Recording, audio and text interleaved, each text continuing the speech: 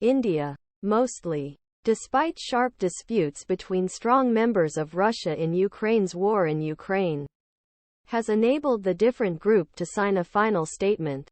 The 20 summit groups in the New Delhi managed to challenge expectations on Sunday and reach a common statement by world leaders, but not without compromising on Ukraine conflict and climate change action. According to Russian Foreign Minister Sergey Lavrov, Global South's position in the talks helped prevent the G20 agenda from shading by Ukraine. India really united G20 members from the Global South.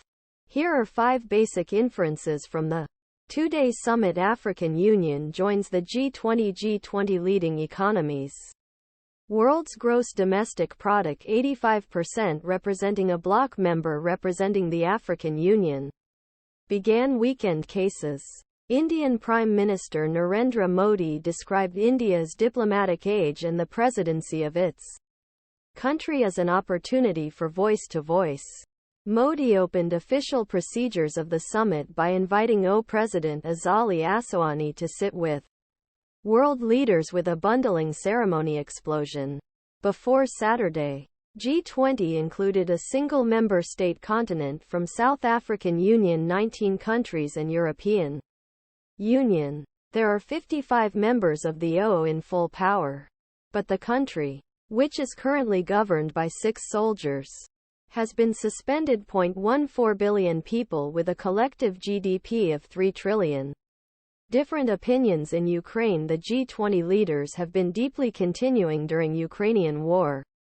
Since occupation of Moscow last year, and Russian President Vladimir Putin has been jumping summit to escape political stopprobrium completely. Faced with the possibility of great diplomatic shame, India put pressure on a joint statement that dilutes its previous condemnation. The G20 condemned the use of power for regional earnings, but avoided Russia's direct criticism.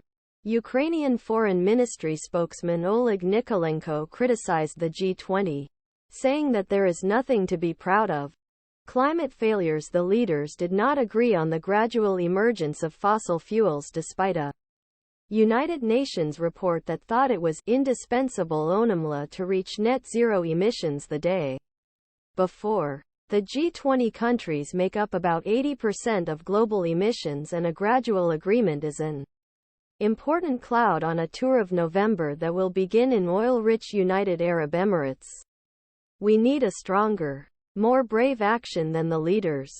Madhura Joshi, the senior partner of Climate Think E3G, said. In addition, he acknowledged that limiting heating to 1.5 degrees Celsius would require the cutting of greenhouse gases of 43% from 2019 levels by 2030.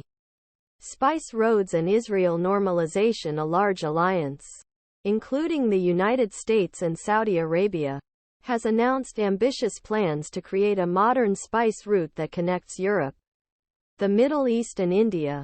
If initiative continued, it would establish railways, ports, electric data networks and hydrogen pipelines in the Middle East.